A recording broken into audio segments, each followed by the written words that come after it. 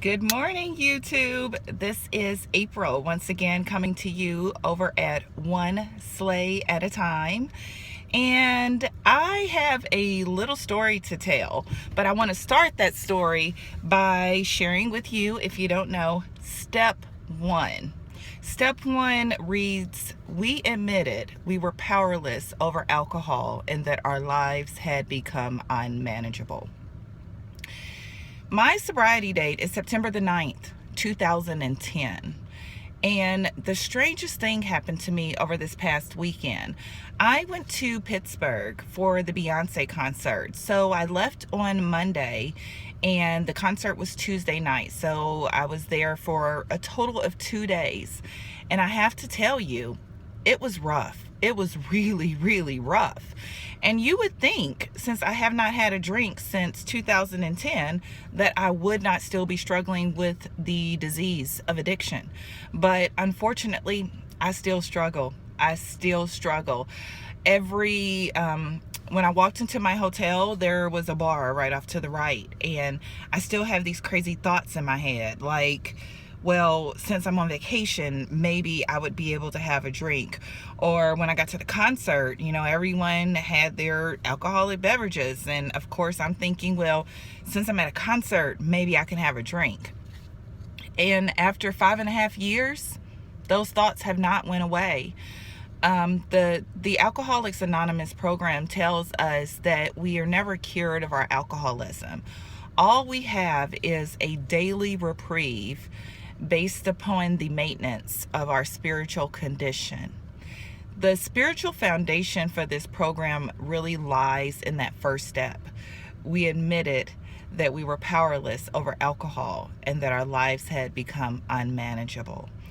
And to this day, I still have thoughts that try to convince me that maybe I'm cured of my alcoholism.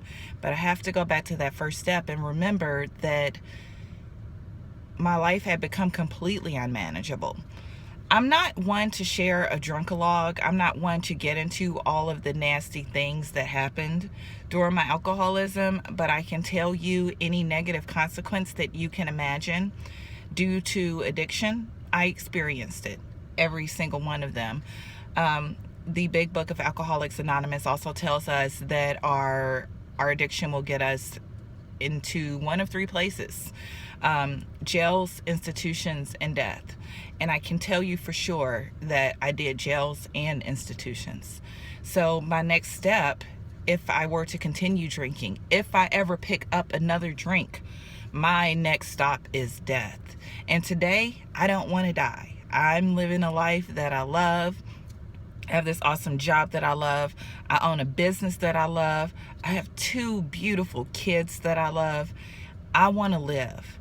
And for me, living really starts with remembering that above all else, I'm an alcoholic. I'm a hopeless alcoholic.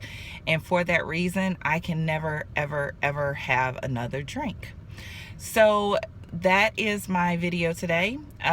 If you are not familiar with the steps, it's really easy to do a quick Google search and find out what those 12 steps are, because we will be going over those on this channel.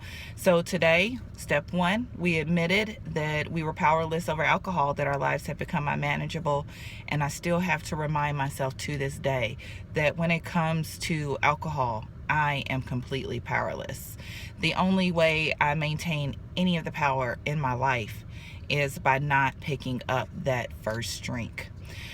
Well, as always, like, comment, and subscribe. Leave comments, reach out to me, let me know what your thoughts, ideas, questions are, and I'll talk to you soon. Bye.